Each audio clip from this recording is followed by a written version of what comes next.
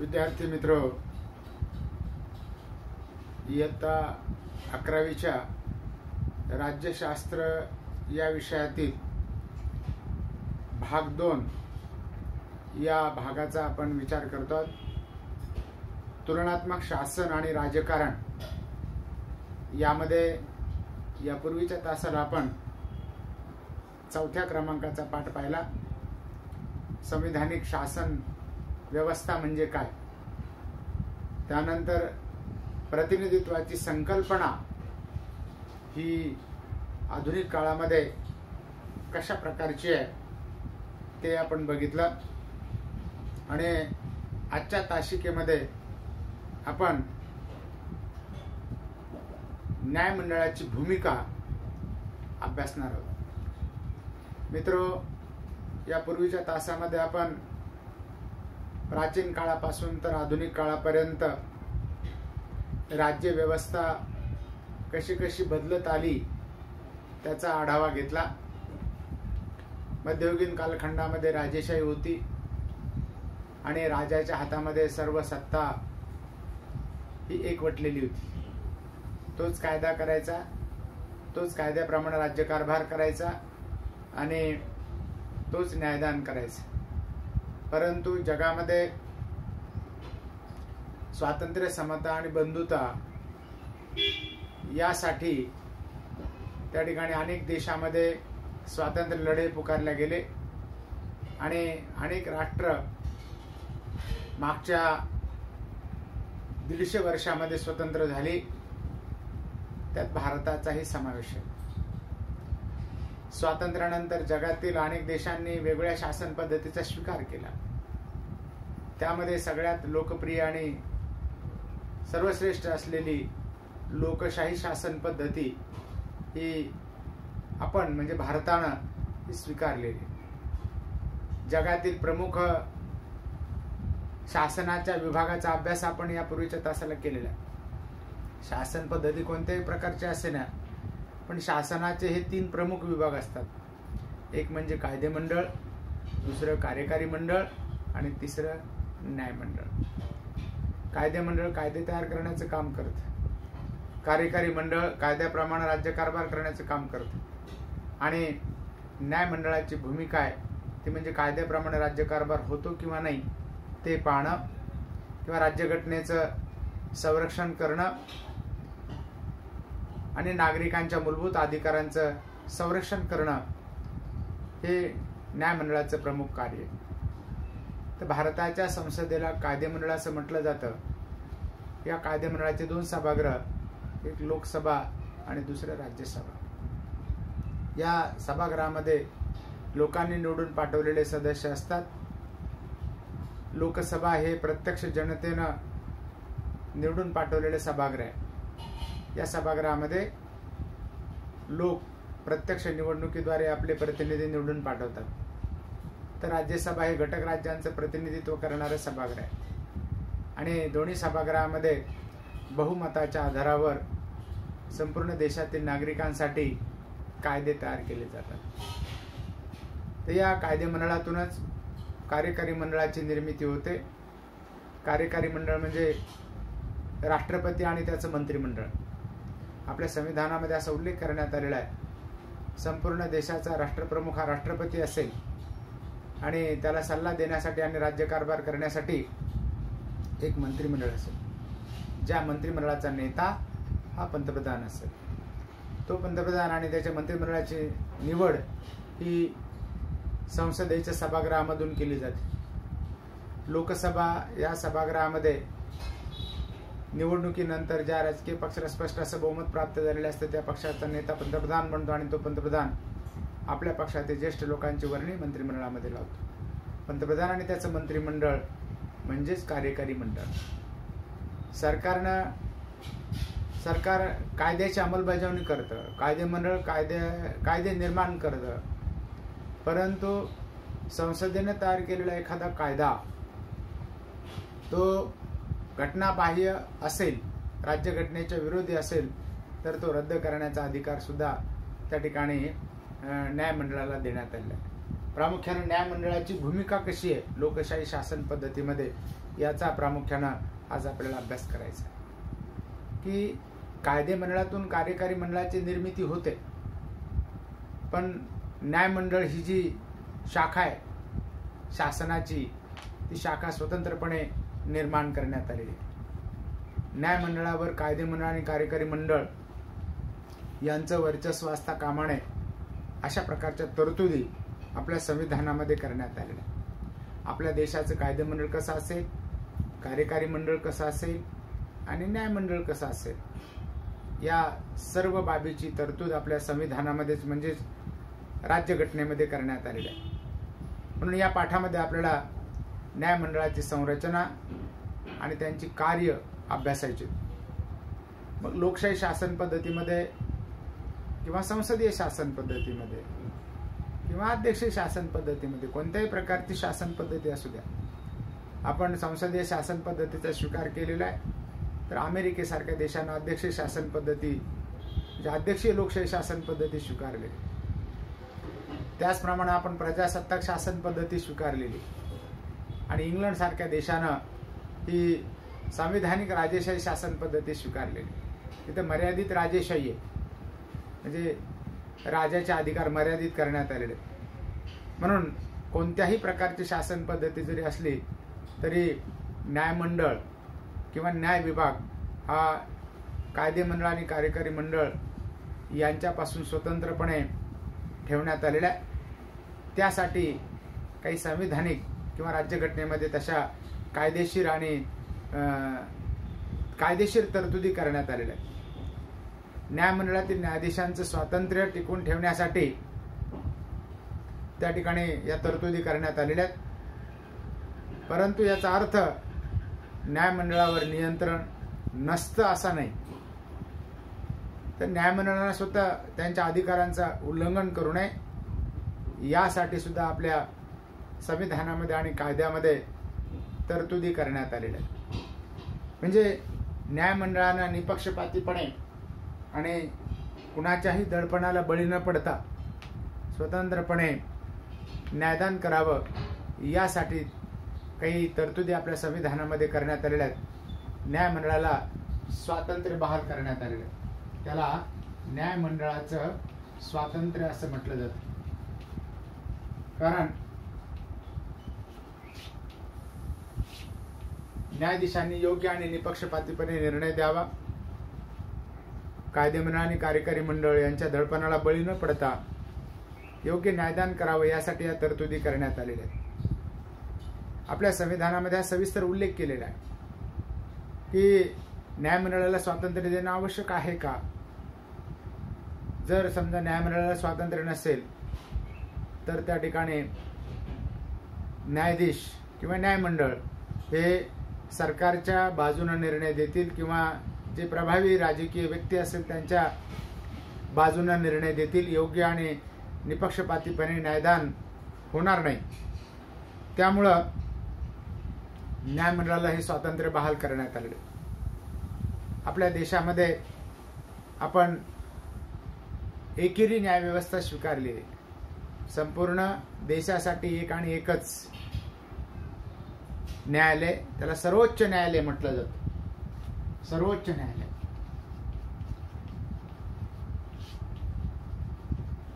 आणि त्याच्या अधिकारांतर्गत उच्च न्यायालय,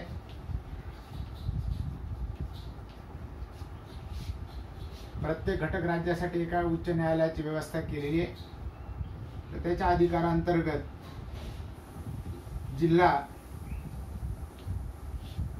व कनिष्ठ न्यायालय,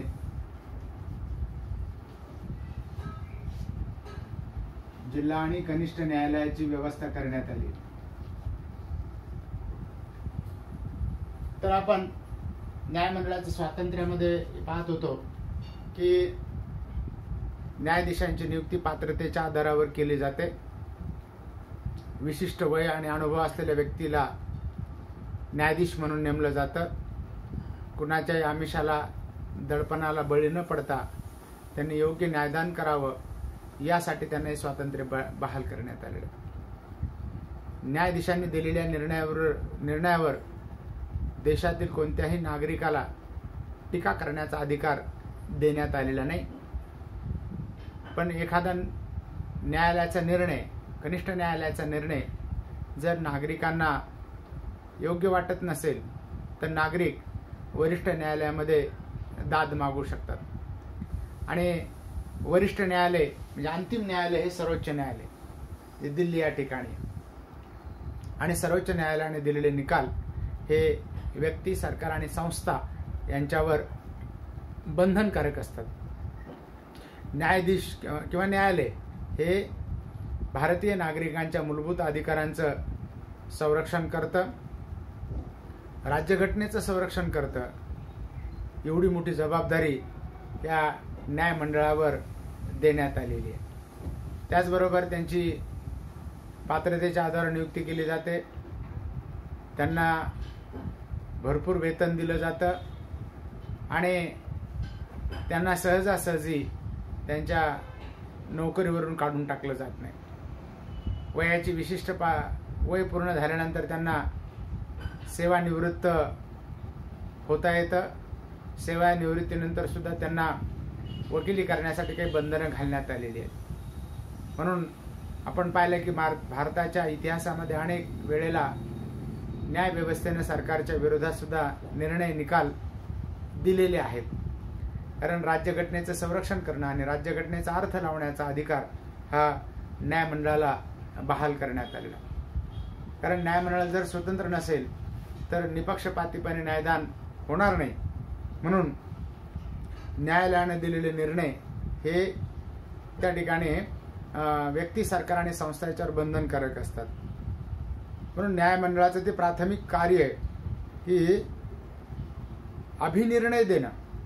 म्हणजे त्या ठिकाणी सर्वोच्च न्यायालयाचा निर्णय हा अंतिम निर्णय असतो. फक्त सर्वोच्च न्यायालयाने दिलेली एखाद्या व्यक्तीची फाशीची शिक्षा देशाचे राष्ट्रप्रमुख म्हणून भारताच्या राष्ट्रपतीला दया दाखवण्याचा अधिकार देण्यात आलेला आहे. सर्वोच्च न्यायालयाने सुनावलेली फाशीची शिक्षा भारताचे राष्ट्रपती कमी करू शकतात किंवा रद्द करू शकतात. बाकी सर्व निर्णय, सर्वोच्च न्यायालयाचे निर्णय अंतिम निर्णय असतात. ते कनिष्ठ न्यायालयावर आणि देशातील प्रत्येक नागरिकांना मान्य करावेच लागतात. म्हणून न्यायमंडळ वाद मिटवण्यासाठी त्या ठिकाणी कायद्यानुसार निर्णय घेत असतं. व्यक्तीमधील वाद किंवा व्यक्ती संस्थांमधील वाद किंवा व्यक्ती आणि सरकारमधील वाद, दोन सरकारमधील वाद किंवा केंद्र सरकार आणि घटक राज्य सरकारे यांच्यातील वाद या संदर्भामध्ये निर्णय घेत असतं. आणि न्यायालयाने घेतलेल्या निर्णयाची अंमलबजावणी व्हावी यासाठी ते आदेश देत असतात. आणि न्यायालयाचे आदेश हे व्यक्ती, सरकार आणि संस्थेवर बंधनकारक असतात. आणि अनेकदा आपण पाहतो की न्यायालयाच्या या वादामध्ये किंवा खटल्यामध्ये कार्यकारी मंडळ म्हणजे सरकार, शासन, गव्हर्नमेंट हे कधी फिर्यादी तर कधी प्रतिवादी असतं. म्हणून शासनाचे अधिकार विचारात घेता नागरिक आणि शासन यांच्यातील वाद हा असमान पक्षातील वाद असतो. म्हणून शासन त्यांच्याकडील अधिकाराचा वापर करून अनुकूल निर्णय मिळवण्यासाठी प्रयत्न करू शकते. या ठिकाणी न्यायमंडळाच्या स्वातंत्र्याला महत्त्व येतं. म्हणून न्यायमंडळ त्यांच्यासमोर प्रत्येकाला समान वागणूक देण्याचा प्रयत्न देत असते आणि कायद्यानुसार न्यायदान करत असते. म्हणून न्यायमंडळाचं स्वातंत्र्य आधुनिक काळातील संकल्पना आहे. पूर्वीच्या काळी राजेशाही होती, हुकुमशाही शासन पद्धती होती, वेगवेगळ्या प्रकारच्या शासन पद्धती होत्या. पण आपण लोकशाही शासन पद्धतीचा स्वीकार केलेला आहे. त्यामुळं आधुनिक काळामध्ये लोकांनी लोकांच्यासाठी आणि लोकांकडून चालवलेल्या शासनामध्ये निपक्षपातीपणे आणि योग्य न्यायदान मिळावं, सर्वसामान्य नागरिकांच्या अधिकाराचं संरक्षण व्हावं यासाठी व्यवस्था करण्यात आलेली आहे. कारण राजेशाहीमध्ये राजाच्या आज्ञेनुसार कार्य चालायचं, त्याची इच्छा हाच कायदा असायचा. पण जसजशी लोकशाही शासन पद्धती जगामध्ये दृढ झाली तसतसं कायदे मंडळ आणि कार्यकारी मंडळ याच्यापासून न्यायमंडळ हे स्वतंत्र आणि वेगळं करण्यात आलं. न्यायमंडळाचे स्वातंत्र्य ही संकल्पना बळकट होत गेली. अर्थात न्यायमंडळाला स्वातंत्र्य देण्यासाठी संविधानामध्ये स्पष्ट तरतूद करणारा देश, पहिला देश जगातील तो म्हणजे अमेरिका. अमेरिकेनं जगामध्ये पहिल्यांदा न्यायमंडळाला स्वातंत्र्य बहाल केलेलं आहे. आणि भारतानं सुद्धा स्वतंत्र न्यायव्यवस्थेची व्यवस्था आपल्या संविधानामध्ये केलेली आहे. 26 जानेवारी 1950 रोजी आपल्या देशाची राज्यघटना स्वीकारण्यात आली आणि त्या दिवसापासून आपल्या देशामध्ये त्याच दिवशी सर्वोच्च न्यायालयाची व्यवस्था करण्यात आलेली. म्हणून त्या ठिकाणी अमेरिकेच्या सर्वोच्च न्यायालय आणि इतर कनिष्ठ न्यायालयातील न्यायाधीशांची नेमणूक अध्यक्ष करतात, परंतु त्यांनी केलेल्या नेमणुकीला सिनेटची मंजुरी आवश्यक असते. सिनेट आणि हाऊस ऑफ कॉमन्स हे अमेरिकेमध्ये असलेले 2 सभागृह आहेत. जसं आपल्या भारतामध्ये लोकसभा आणि राज्यसभा आहे. अमेरिकेचे अध्यक्ष तिथं न्यायाधीशांची नेमणूक करू शकतात, परंतु त्यांनी केलेल्या नेमणुकीला या सिनेट या सभागृहाची सदस्यांची मान्यता बहुमतानं आवश्यक असते. आणि त्या देशातील नागरिक, त्या देशातील न्यायाधीश हे हयात न्यायाधीश पदावर कार्य करू शकतात. म्हणजे वयाची अट सेवानिवृत्तीसाठी त्यांना निश्चित करण्यात आलेली नाही. सक्षम असेपर्यंत, ते जिवंत असेपर्यंत न्यायाधीश पदावर ते कार्य करू शकतात. स्वतःच्या इच्छेनुसार ते पदत्याग करू शकतात. त्यांना आपल्या पदाचा राजीनामा देता येतो. म्हणून अमेरिकेमध्ये ही तरतूद करण्यात आलेली. तर भारतामध्ये मात्र त्या ठिकाणी उच्च न्यायालयातील आणि सर्वोच्च न्यायालयातील न्यायाधीशांच्या सेवानिवृत्तीचं वय हे निश्चित करण्यात आलेलं आहे. तर उच्च न्यायालयामध्ये वयाच्या 62 वर्षापर्यंत आणि सर्वोच्च न्यायालयामध्ये वयाच्या 65 वर्षापर्यंत न्यायाधीश आपल्या पदावर कार्य करू शकतात. अर्थात न्यायाधीशांना संविधानानुसार पदच्युत करण्याचा अधिकार देण्यात आलेला आहे. न्यायाधीशाने जर भ्रष्टाचार केला, राज्यघटनेचा भंग केला, तर संसद त्यांच्या विरुद्ध खटला चालवते. संसद जो खटला चालवते त्यालाच महाभियोगाचा खटला किंवा प्राभियोगाचा खटला असं म्हटलं जातं. महाभियोग किंवा प्राभियोग. महाभियोगाचा खटला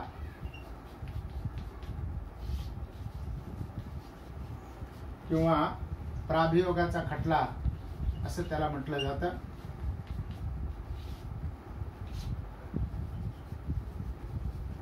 किंवा इंग्रजीमध्ये त्याला इम्पॅचमेंट म्हटलं जातं. IMPEACHMENT.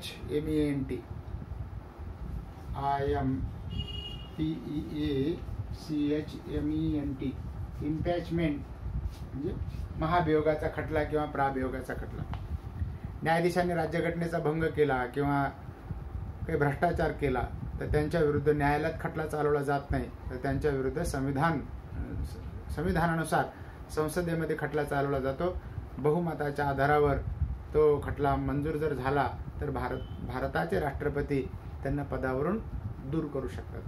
पण आपल्या देशाच्या स्वातंत्र्यानंतरच्या इतिहासामध्ये आतापर्यंत एकाही न्यायाधीशाविरुद्ध अशा प्रकारची वेळ आलेली नाही. तर भारतीय संविधानाने न्यायमंडळाला स्वातंत्र्य दिलेलं आहे. न्यायाधीशांनी कायद्याचं उल्लंघन केलं आहे असं जर सिद्ध झालं तर त्यांना पदच्युत करता येतं, म्हणजे पदावरून काढून टाकता येतं. पण त्याशिवाय त्यांना पदावरून काढून टाकता येत नाही सहजासहजी. कारण त्यांच्या पदच्युतीवर, त्यांनी केलेल्या भ्रष्टाचारावर संसदेमध्ये चर्चा होते, प्रस्तावावर चर्चा होते आणि संसदेने जर त्यांना मान्यता दिली तरच त्यांना भारताचे राष्ट्रपती पदावरून दूर करू शकतात, अन्यथा नाही. अर्थात दुसरा मुद्दा आपल्याला अभ्यासायचा तो म्हणजे भारतातील न्याय रचना किंवा न्याय व्यवस्था. आपल्या देशातील न्याय व्यवस्था कशी असावी याचा उल्लेख आपल्या संविधानामध्ये केलेला आहे. तर आपल्या देशातील सर्वोच्च न्यायालय हे सर्वोच्च पातळीवर आहे. सर्वश्रेष्ठ न्यायालय म्हटलं जातं, सर्वोच्च न्यायालय. इंग्रजीमध्ये त्याला सुप्रीम कोर्ट असं आपण म्हणतो, जे दिल्ली या ठिकाणी संपूर्ण देशासाठी एक आणि एकच सर्वोच्च न्यायालयाची व्यवस्था करण्यात आली. आणि सर्वोच्च न्यायालयाने दिलेले निकाल हे देशातील सर्व कनिष्ठ न्यायालयावर आणि देशातील व्यक्ती, सरकार आणि संस्थेवर बंधनकारक असतात.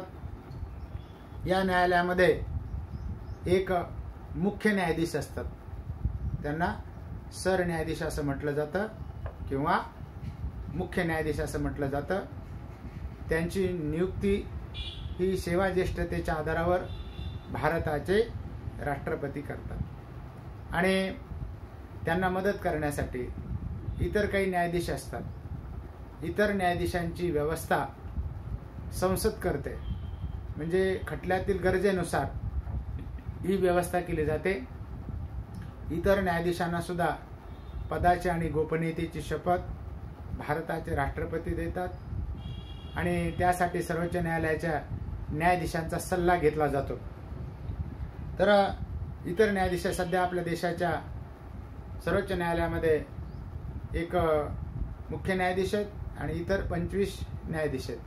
इतर न्यायाधीशांची संख्या ही गरजेनुसार वाढू शकते किंवा कमी होऊ शकते. म्हणून प्रत्येक राज्याला स्वतंत्र उच्च न्यायालय आपल्याकडे देण्यात आलेलं आहे. याच्या अधिकारांतर्गत उच्च न्यायालयाची व्यवस्था केलेली. आपल्या देशामध्ये जरी 29 घटक राज्य असली तरी सध्या 21 उच्च न्यायालय. संविधानामध्ये असं नमूद करण्यात आले की प्रत्येक घटक राज्यासाठी एक उच्च न्यायालय असेल. तर राज्य कारभाराच्या सोयीसाठी आपल्याकडे घटक राज्य निर्माण करण्यात आले. भाषावार प्रांत रचना करण्यात आली, भाषेवर आधारित हे घटक राज्य निर्माण करण्यात आले. आपल्या राज्यामध्ये आपण मराठी भाषा बोलतो म्हणून महाराष्ट्र हे घटक राज्य, आसाममध्ये आसामी किंवा कर्नाटकमध्ये कानडी भाषा, आंध्र प्रदेशमध्ये तेलुगू भाषा किंवा पंजाबमध्ये पंजाबी भाषा, असे विविध भाषा बोलणाऱ्या लोकांचे एक घटक राज्य, म्हणजे एक भाषा बोलणाऱ्या लोकांचे एक घटक राज्य अशी व्यवस्था आपल्याकडे करण्यात आली. भाषावार प्रांत रचना करण्यात आली. मग जरी आपल्या देशामध्ये 21 उच्च न्यायालय असले तरी एका उच्च न्यायालयाकडे 2 किंवा अधिक राज्याचा उच्च न्यायालयाचा कारभार असू शकतो. उदाहरणार्थ आपल्या महाराष्ट्रासाठी जे काही उच्च न्यायालय मुंबई या ठिकाणी, तर त्या उच्च न्यायालयाला गोवा घटक राज्यांतर्गत सुद्धा घेण्यात आलेलं आहे. म्हणजे गोवा घटक राज्यातील निर्णय खटले हे मुंबई उच्च न्यायालयामध्ये चालवले जातात. म्हणजे एका उच्च न्यायालयाकडे 2 किंवा अधिक राज्याचा कारभार असू शकतो. तर या न्यायालयामध्ये सुद्धा एक मुख्य न्यायाधीश असतात आणि इतर काही न्यायाधीश असतात. आपल्या महाराष्ट्रामध्ये उच्च न्यायालयाचे काही खंडपीठ निर्माण करण्यात आलेले, शाखा निर्माण करण्यात आलेल्या. एक औरंगाबादला आहे, एक नागपूरला आहे आणि दुसरं गोवा घटक राज्यामध्ये पणजी या ठिकाणी. याला खंडपीठ किंवा शाखा हा यांनाही उच्च न्यायालयाचा दर्जा देण्यात आलेला आहे. म्हणजे या भागातील नागरिकांना पुन्हा मुंबई उच्च न्यायालयामध्ये जाण्याची गरज नाही. औरंगाबाद उच्च न्यायालयानं दिलेल्या निर्णयाविरोधात व्यक्तीला सर्वोच्च न्यायालयामध्ये थेट जाता येतं. म्हणजे मुंबईच्या उच्च न्यायालयामध्ये खटला दाखल करण्याची गरज नाही. तर या न्यायाधीशांना सुद्धा आणि या न्यायालयांना सुद्धा संविधानिक संरक्षण देण्यात आलेलं आहे. म्हणजे कायदेशीर संविधानानुसार संरक्षण दिलेलं आहे. आणि याच्या अंतर्गत प्रत्येक जिल्ह्यामध्ये एक जिल्हा न्यायालय असतात. जिल्हा न्यायालय, जिल्ह्याच्या ठिकाणी जिल्हा न्यायालय किंवा यांना कनिष्ठ न्यायालय असं म्हटलं जातं जिल्हा पातळीवर. आणि निम्न स्तरावर त्याच्या अंतर्गत दुय्यम गुन्ह्याशी संबंधित न्यायालय असतात. बघा, इतर काही खटल्याचे 2 प्रकार, एक दिवाणी दावे आणि दुसरे फौजदारी दावे. संपत्ती संबंधीचे जे दावे असतात त्याला दिवाणी दावे म्हटलं जातं. दिवाणी न्यायालयामध्ये खटले दाखल केले जातात. याचे 2 प्रकार जिल्हा न्यायालयाचे, दिवाणी दावे आणि दिवाणी न्यायाधीश कनिष्ठ स्तर आणि दिवाणी न्यायाधीश वरिष्ठ स्तर असे प्रकार असतात त्याच्यामध्ये. म्हणजे ज्या न्यायालयामध्ये गुन्ह्यासंबंधीचे खटले चालतात त्याला जिल्हा आणि सत्र न्यायालय म्हटलं जातं. आणि त्याच्यामध्ये पुन्हा 2 प्रकार, दिवाणी खटले आणि फौजदारी खटले. पुन्हा कनिष्ठ स्तरावर सुद्धा दिवाणी खटले आणि फौजदारी खटले अशा प्रकारचे तरतूद करण्यात आलेली असते. तालुका पातळीवर तालुका न्यायालय असतात आणि त्या ठिकाणी नागरिक न्यायालयाचे निर्णय जर त्यांना मान्य नसतील तर त्या नागरिकांना वरिष्ठ न्यायालयामध्ये दाद मागण्याचा अधिकार आहे. वरिष्ठ न्यायालयामध्ये ते अपील करू शकतात. इतर सर्व कनिष्ठ न्यायालयावर नियंत्रण ठेवण्याचं काम उच्च न्यायालय करते. राज्यातील जिल्हा आणि कनिष्ठ न्यायालयावर नियंत्रण ठेवण्याचं काम त्या राज्यातील उच्च न्यायालय करत असतं. याशिवाय महानगरामध्ये कौटुंबिक न्यायालय असतात. मोठमोठ्या शहरामध्ये मुंबईसारख्या, कलकत्त्यासारख्या, बेंगलोरसारख्या महानगरामध्ये कौटुंबिक खटले सोडवण्यासाठी काही कौटुंबिक न्यायालय स्थापन करण्यात आलेले असतात. आणि आपल्या देशातील उच्च आणि सर्वोच्च न्यायालयातील न्यायाधीशांची नेमणूक कशी केली जावी हे आपल्या संविधानामध्ये नमूद करण्यात आलेले. त्यांची नेमणूक उच्च न्यायालयातील न्यायाधीशांची नेमणूक सर्वोच्च न्यायालयाचे मुख्य न्यायाधीश करतात. सरन्यायाधीशांची नेमणूक सर्वोच्च न्यायालयाचे मुख्य न्यायाधीश करतात भारताच्या राष्ट्रपतीच्या सल्ल्यानुसार. आणि इतर न्यायाधीशांची नेमणूकही मुख्य न्यायाधीशच करतात. तर त्यावेळी त्या घटक राज्यातील राज्यपालांचा सल्ला घेतला जातो. प्रत्येक राज्याला एक राज्यपाल असतो. जसं संपूर्ण देशासाठी नाममात्र शासक म्हणून राष्ट्रपती असतो तशी व्यवस्था प्रत्येक घटक राज्यासाठी करण्यात आलेली. तर त्याला राज्यपाल किंवा गव्हर्नर असं म्हटलं जातं. 1990 पर्यंत आपल्या देशातील न्यायाधीशांच्या नेमणुका सरकारच्या आणि सरन्यायाधीशांच्या सल्ल्याने केल्या जायच्या. परंतु 1990च्या दशकामध्ये सर्वोच्च न्यायालयाने या तरतुदीचा अर्थ लावताना असं म्हटलं की या नियुक्त्यामध्ये न्यायमंडळाची भूमिका महत्त्वाची असली पाहिजे. म्हणून 1990 नंतर आपल्याकडं न्यायाधीशांच्या नेमणुका करण्यासाठी 4 ज्येष्ठ न्यायाधीशांचे एक मंडळ स्थापन करण्यात आलेले आहे. उच्च न्यायालयामध्ये आणि सर्वोच्च न्यायालयामध्ये न्यायाधीशांच्या नेमणुका करण्यासाठी एक मंडळ स्थापन करण्यात आले. हे मंडळ सर्वोच्च न्यायालय आणि उच्च न्यायालयातील न्यायाधीशांची नावं राष्ट्रपतींना सुचवतात आणि त्यांनी सुचवलेल्या नावामधून न्यायाधीशांची नेमणूक केली जाते. म्हणजेच आता 1990 नंतर शासनाचा सहभाग न्यायाधीशांच्या नियुक्तीमध्ये कमी झालेला आहे. याप्रमाणे आपण मागे बघितलं की विशिष्ट स्वरूपाचे खटले मिटवण्यासाठी हे न्यायालयामध्ये दाखल केले जातात. केंद्र सरकार व राज्य सरकार त्या ठिकाणी काही खटले मिटवण्यासाठी काही लवाद मंडळ स्थापन करू शकतो.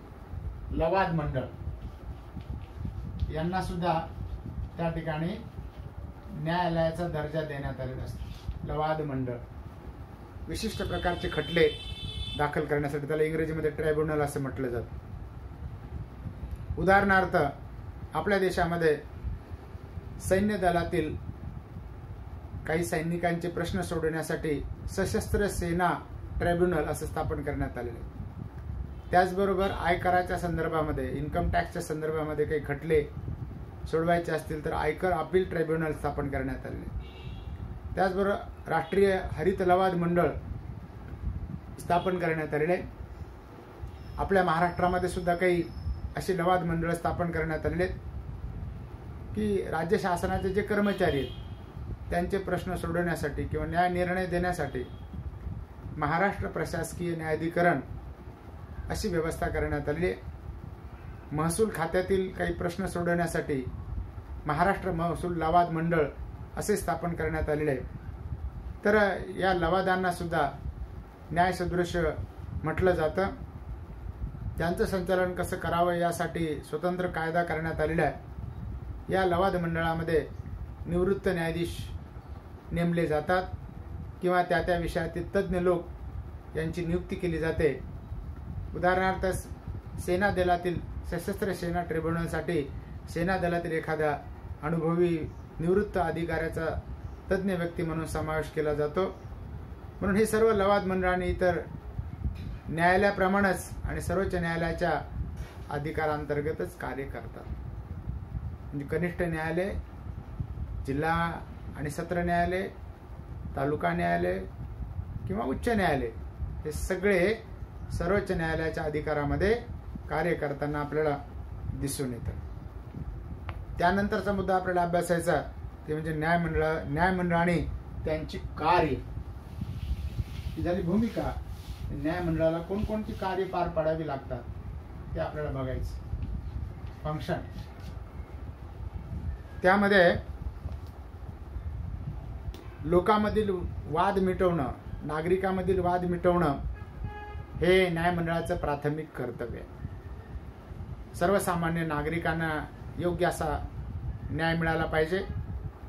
मग ते कोणत्याही प्रकारचे खटले असोत किंवा वाद असोत, तर त्या बाबतीत न्यायालय काय करतात, कोणती भूमिका करतात, त्यांची कार्य कोणती आहेत हे या ठिकाणी आपल्याला पाहायचं। न्यायालयाचे जे अधिकार क्षेत्र ते दोन प्रकारचे आहे। एक म्हणजे प्राथमिक अधिकार क्षेत्र, प्राथमिक अधिकार क्षेत्र, आणि दुसरे ते म्हणजे अपिलाचे अधिकार क्षेत्र।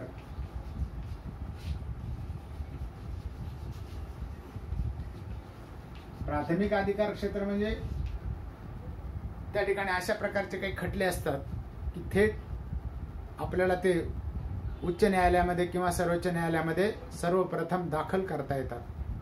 तालुका स्तरावर, जिल्हा स्तरावर किंवा इतर न्यायालयामध्ये दाखल न करता थेट सर्वोच्च न्यायालयामध्ये दाखल करता येतात। उच्च न्यायालयाला सुद्धा काही प्राथमिक अधिकार क्षेत्र देण्यात आलेले आहे। आणि दुसऱ्या प्रकारचा अधिकार क्षेत्र आहे ते म्हणजे अपिलाचा अधिकार क्षेत्र।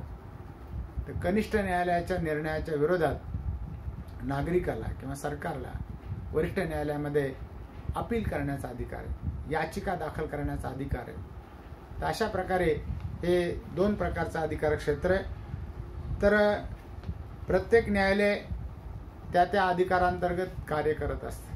समजा महाराष्ट्राचं उच्च न्यायालय, त्याचा अधिकार क्षेत्र महाराष्ट्रापुरता आहे किंवा गोवा घटक राज्याचा अधिकार त्यांना दिलेला आहे तिथपर्यंत आहे। जिल्हा आणि सत्र न्यायालयाचा अधिकार क्षेत्र त्या जिल्ह्यापुरतं मर्यादित आहे।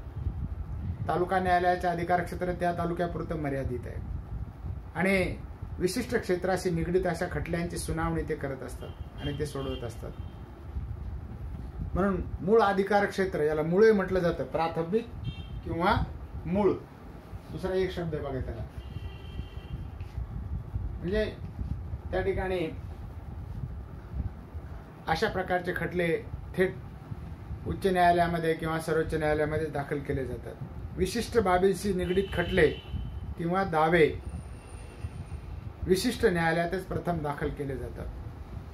म्हणून या व्यवस्थेला किंवा या कार्याला त्या न्यायालयाची मूळ अधिकारिता असं म्हटलं जातं। उदाहरणार्थ सर्वोच्च न्यायालयाला काही प्रारंभिक अधिकार क्षेत्र दिलेले आहे, ते म्हणजे दोन घटक राज्यातील वाद सोडवणं।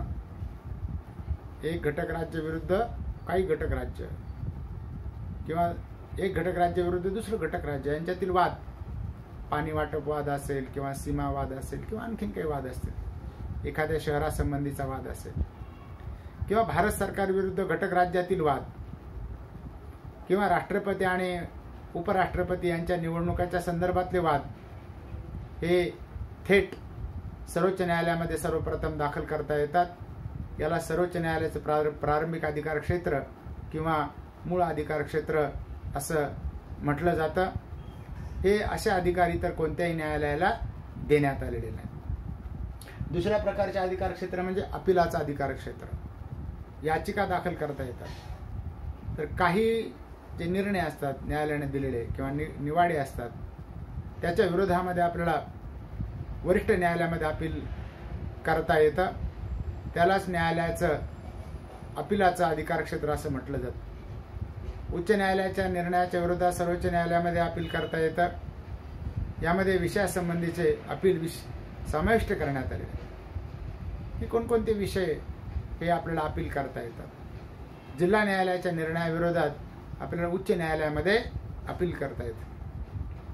त्यानंतरचं दुसऱ्या प्रकारचं अधिकार क्षेत्र आहे कार्य, ते म्हणजे सल्ला देण्याचं कार्य. न्यायमंडळाला सल्ला देण्याचा अधिकार आहे. सर्वोच्च न्यायालय जर राष्ट्रपतीने विचारलं, सल्ला मागितला, तर सर्वोच्च न्यायालय एखाद्या खटल्यामध्ये किंवा एखाद्या वादामध्ये, एखाद्या प्रश्नामध्ये, संविधानातील एखाद्या संदर्भामध्ये सर्वोच्च न्यायालय भारताच्या राष्ट्रपतीला सल्ला देऊ शकते. त्याला सर्वोच्च न्यायालयाचं सल्लादायी अधिकार क्षेत्र म्हटलं जातं. ॲडवायझरी ज्युरिडिक्शन असं म्हटलं जातं. अर्थात भारताच्या सर्वोच्च न्यायालयानं दिलेला सल्ला हा राष्ट्रपतीवर बंधनकारक नसतो. तर तो मानलाच पाहिजे असं तर राष्ट्रपतीवर बंधनकारक नसतं. तर अशा प्रकारे भारताचे राष्ट्रपती सर्वोच्च न्यायालयाला एखाद्या प्रश्नाच्या संदर्भात सल्ला मागू शकतात. हे दुसरं कार्य. तिसरं कार्य ते म्हणजे सर्वोच्च न्यायालय हे संविधानाचं संरक्षण करतं आणि कायद्याचा अर्थ लावतं. संविधानाचं संरक्षण करणं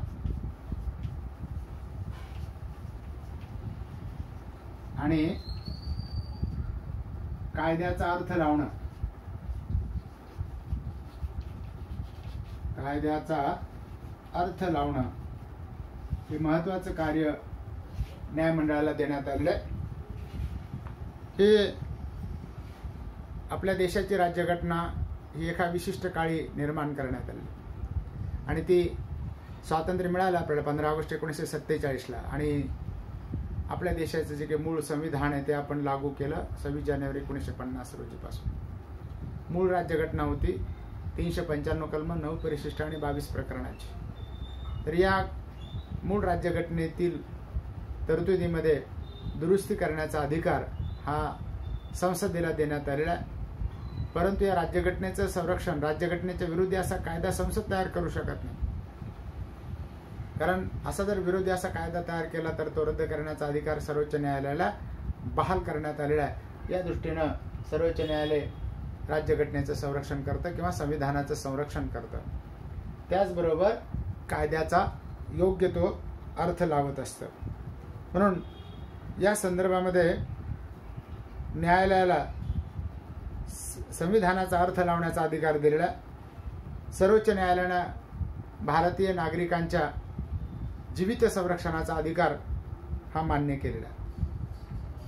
म्हणून जगण्याचा अधिकार म्हणजे केवळ जिवंत असणे असा नाही, तर प्रदूषण मुक्त वातावरणात जगण्याचा अधिकार असा लावला.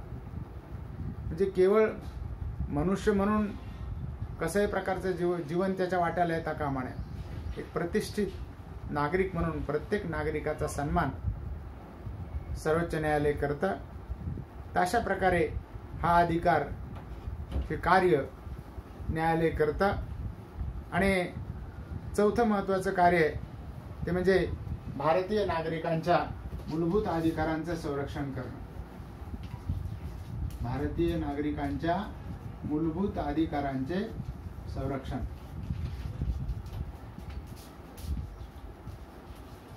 राज्यघटनेनुसार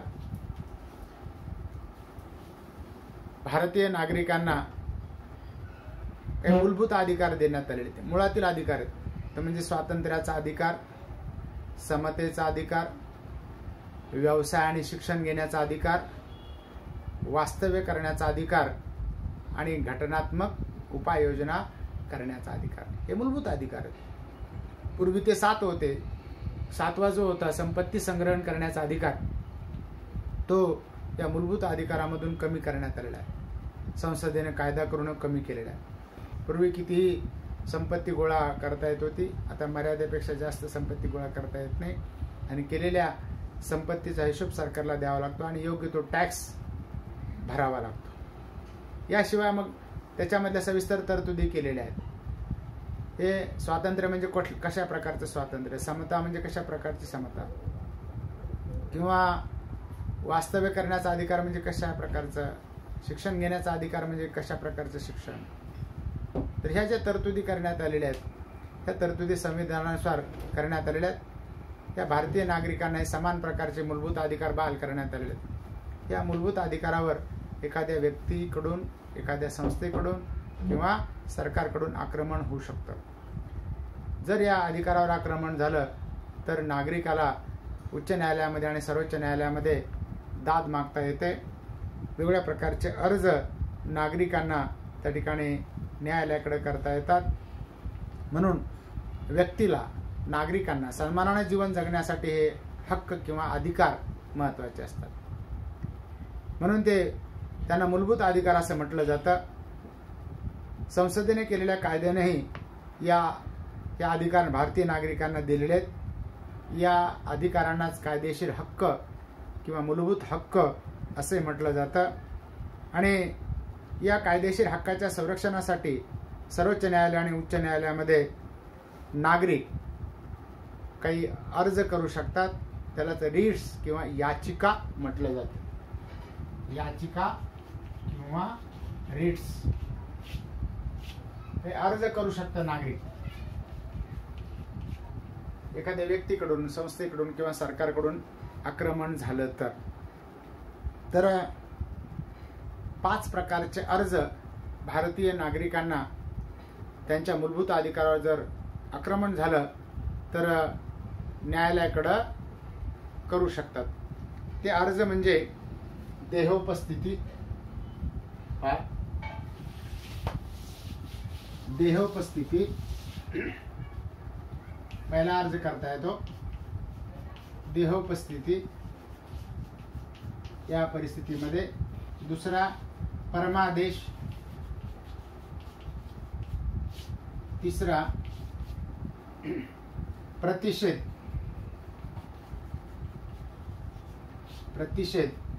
चौथा आहे अधिकार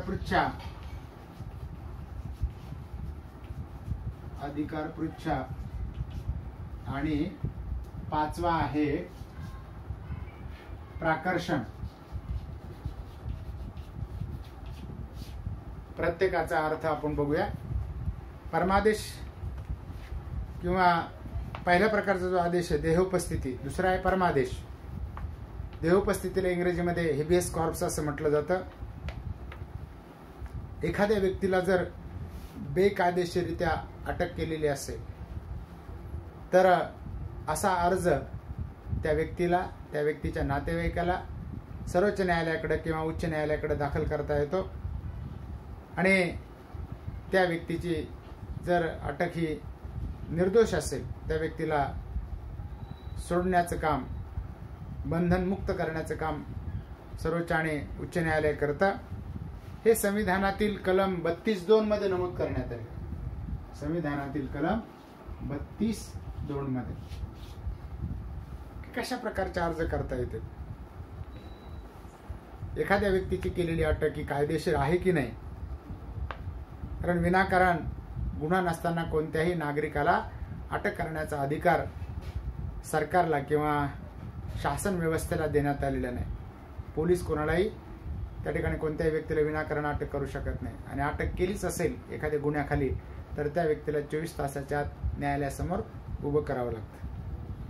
तर दुसऱ्या प्रकारचा अर्ज नागरिक आपल्या मूलभूत अधिकाराचं संरक्षण करण्यासाठी करू शकतो. त्याला मॅनमस किंवा परमादेश असं म्हटलं जातं. यानुसार न्यायालय शासकीय अधिकाऱ्यास अथवा शासकीय विभागास त्याचे काम करण्याचा आदेश देतात. एखाद्या अधिकाऱ्याला किंवा त्या विभागाला त्यांचं काम करण्याचा अधिकार देतात किंवा आदेश दिला जातो. त्याला परमादेश म्हटलं जातं. तिसरा जो आहे प्रतिषेध किंवा त्याला प्रोहिबिशन असं म्हटलं जातं. कनिष्ठ न्यायालयाकडून त्यांच्या अधिकाराचं जर उल्लंघन होत असेल तर तो खटला वरिष्ठ न्यायालयामध्ये वर्ग केला जातो आणि वरिष्ठ न्यायालय त्या कनिष्ठ न्यायालयाला अधिकार नसताना खटला जर चालवत असेल तर त्यासाठी मज्जाव केला जातो. याला प्रतिषेध किंवा प्रोहिबिशन किंवा मनाई असं त्याला म्हटलं जातं. अशा प्रकारचा अर्ज करता येतो. त्यानंतरचा चौथा अर्ज आहे तो म्हणजे अधिकार पृच्छा. या आदेशाद्वारे एखाद्या व्यक्तीला नेमलेल्या पदावर अधिकार पदावर आणण्याचा अधिकार आहे का असा प्रश्न न्यायालय विचारू शकते. जर एखाद्या व्यक्तीला त्या पदावर राहण्याचा अधिकार नसेल तर त्या व्यक्तीला पदावरून दूर केलं जातं आणि पात्र व्यक्तीला त्या पदावर नेमलं जातं. आणि पाचवा अर्ज नागरिक करू शकतं की त्याला सर्टिओररी किंवा प्राकर्षण असं म्हटलं जातं. या आदेशान्वये वरिष्ठ न्यायालय एखाद्या खटल्यासंबंधीची कागदपत्रे कनिष्ठ न्यायालयाकडून मागून स्वतःकडे घेऊ शकतात आणि त्या खटल्यामध्ये स्वतः निर्णय देऊ शकतात. विद्यार्थी मित्र, या भागामध्ये आतापर्यंत आपण न्यायमंडळ म्हणजे काय, न्यायमंडळाचं स्वातंत्र्य, न्यायमंडळाची रचना, न्यायमंडळाचे कार्य आणि भारतीय नागरिकांच्या मूलभूत अधिकाराचं संरक्षण करण्यासाठी भारतीय नागरिक न्याय व्यवस्थेकडे कशा कशा प्रकारचे अर्ज करू शकतात या संबंधीचा विचार आतापर्यंत आपण केला. याच प्रकरणातील पुढचा भाग आपण बघणार आहोत. तो पुढच्या तासिकेमध्ये आपण बघूया. तो म्हणजे न्यायालयीन सक्रियता, न्यायालयीन पुनर्विलोकन म्हणजे काय, हा भाग आपण पुढच्या सत्रामध्ये बघूया. तुर्तास इथं आपण थांबूया. धन्यवाद.